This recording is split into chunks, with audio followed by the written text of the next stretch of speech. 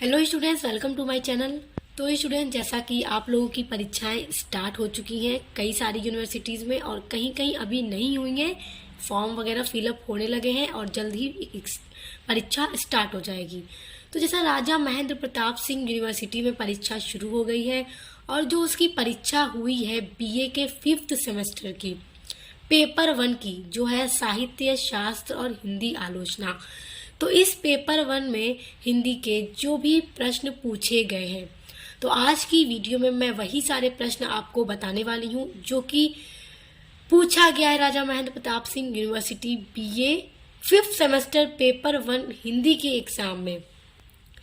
तो जिनका अभी एग्ज़ाम नहीं हुआ है तो उनके लिए भी यह वीडियो बहुत हेल्पफुल होगी और जिनका हो चुका है वो अपने आंसर को मैच कर सकते हैं।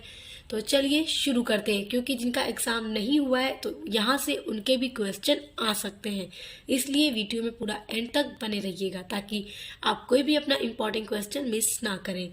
देखिए, जो पहला क्वेश्चन है वो है प्रगतिशील लेखक संघ का अधिवेशन कब हुआ। प्रगतिशील लेखक संघ का अधिवेशन कब हुआ, किस सन में हुआ? तो 1936 ईस्वी में हुआ। तो ऑप्शन नंबर जो आपका 3 है वो आपका राइट आंसर है। अब देखिए, अगला प्रश्न है कि नई कविता, जो नई कविता है, नई कविता का आत्मसंघर्ष किसकी आलोचनात्मक कृति है? तो किसकी कृति है? तो मुक्ति बोध की। तो ऑप्शन नंबर 2 आपका राइट आंसर है, टिक कर लीजिए। अब देखिए, निम्नलिखित में कौन सा एक शब्द शक्ति का भेद नहीं है? ऑप्शन में से कौन सा एक शब्द शक्ति का भेद नहीं है? तो माधुर्य, माधुर्य शब्द शक्ति का भेद नहीं है। ऑप्शन नंबर 4 आपका राइट आंसर है। अगला देखिए, इनमें से कौन सा नायक का भेद नहीं है? कौन सा नायक का भेद नहीं है? तो कुटिल, कुटिल नायक का भेद नहीं है। ऑप्शन नंबर 3 आपका राइट है। अब देखिए, अगला है कि रूपक के कुल भेद कितने हैं? रूपक के कुल कितने भेद हैं? तो कुल 10 भेद हैं। याद रखिएगा, बहुत इंपॉर्टेंट क्वेश्चन है ये आपका। अब देखिए, अगला प्रश्न है कि आलोचना, ये जो आलोचना शब्द है उसकी व्युत्पत्ति या उत्पत्ति किस धातु से हुई है? तो आलोचना शब्द की उत्पत्ति जो हुई है वो लोच धातु से हुई है। तो ऑप्शन नंबर 1 आपका राइट है। अब देखिए, साहित्य दर्पण किसकी रचना है?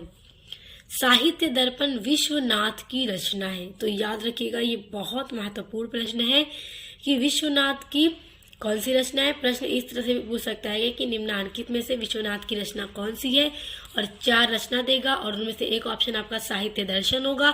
तो आपको साहित्य दर्शन पर टिक करना होगा। बहुत ध्यान से देखिए, प्रश्न वही होते हैं, घुमाकर पूछ देता है।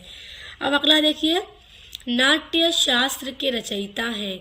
तो नाट्य शास्त्र के रचयिता कौन है? तो इसके रचयिता भरत मुनि है। ऑप्शन नंबर 2 भरत मुनि आपका राइट उत्तर है। अब देखिए, अगला है कि आचार्य भरत मुनि काव्य की रचना किसे मानते हैं? किसे मानते हैं? रस को मानते हैं। आचार्य भरत मुनि काव्य की रचना रस को मानते हैं। ऑप्शन नंबर 1 आपका राइट है। अब देखिए, अगला है व्याकरण ने वाक यानी वाणी के कितने रूप माने हैं? तो कितने रूप माने हैं इन्होंने वाणी के? 4 रूप माने हैं। तो ऑप्शन नंबर 2 आपका राइट आंसर है। अगला है, इनमें से कौन सा रूपक का भेद है? कौन सा रूपक का भेद है? रूपक अलंकार का। तो नाटक, भान, प्रहसन, ये सभी भेद हैं। तो इसलिए आपका ऑप्शन नंबर जो 4 है, यानी ये सभी आपका सही है। अब अगला देखिए, अभिनय कितने प्रकार का माना गया है? अभिनय जो होता है वो 4 प्रकार का माना जाता है। तो ऑप्शन नंबर 1 आपका राइट आंसर है। अगला है कि साहित्य का उद्देश्य किसका निबंध है? ध्यान दीजिएगा, बस ये एक प्रश्न नहीं है, बहुत इंपॉर्टेंट प्रश्न है, आपके भी एग्जाम में इस तरह से पूछा जा सकता है, इसलिए बहुत ध्यान से इनको देखिए। और टिक इसलिए मैं लगाती हूँ ताकि आप अगर इसको स्क्रीनशॉट लें तो आप इसको जब चाहे रिवीजन कर सके और आपको ये अच्छे से याद हो जाए, ताकि एग्जाम में जब आए तो आप इसको फौरन कर लें। अब देखिए, अगला है कि साहित्य का उद्देश्य किसका निबंध है? तो साहित्य का उद्देश्य मुंशी प्रेमचंद्र का निबंध है। ऑप्शन नंबर 1 आपका राइट आंसर है। अगला देखिए, हरिपद कोमल कमल से उपरोक्त पंक्ति में कौन सा अलंकार है? आप बताइए इस पंक्ति में कौन सा अलंकार है? इसमें उपमा अलंकार है। ऑप्शन नंबर 4 उपमा अलंकार।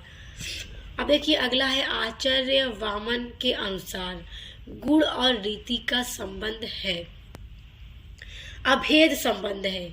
अब देखिए अगला प्रश्न है कि भाषा, विचार, कल्पना और शैली को किसका तत्व माना जाता है? तो इन सभी को ना काव्य का तत्व माना जाता है। ऑप्शन नंबर 1 देखिए, काव्य का तत्व ये सभी हैं। अब देखिए आचार्य भरत मुनि का पूरा नाम आचार्य भरत मुनि है। तो इन्होंने अपने नाट्य शास्त्र में कुल कितने अलंकार माने हैं? तो इन्होंने 4 अलंकार माने हैं अपने नाट्य शास्त्र में। तो ऑप्शन नंबर 1 आपका राइट है। अगला देखिए, औचित्य संप्रदाय का प्रवर्तक आचार्य किसे माना जाता है? तो किसे माना जाता है? क्षेमेद्र को माना जाता है। ऑप्शन नंबर 2 आपका राइट आंसर है।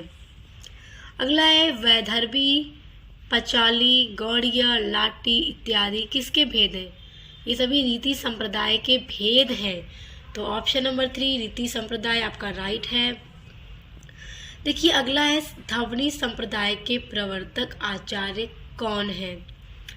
तो इसके प्रवर्तक आचार्य हैं आनंद वर्धन। तो ऑप्शन नंबर 1 आपका राइट है। अगला देखिए, लिरिकल बैलेट्स किसकी रचना है? तो विलियम वर्ड्सवर्थ की रचना है। तो ऑप्शन नंबर 3 आपका राइट आंसर है, वर्ड्सवर्थ। अब देखिए अगला है, आचार्य रामचंद्र शुक्ल को किस भाव का आलोचक माना जाता है? तो इनको किस भाव का आलोचक माना जाता है? रसवादी का आलोचक माना जाता है। ऑप्शन नंबर 1 आपका राइट है। अगला है, भारतीय काव्यशास्त्र में भावक से क्या अभिप्राय है? तो कर्ता।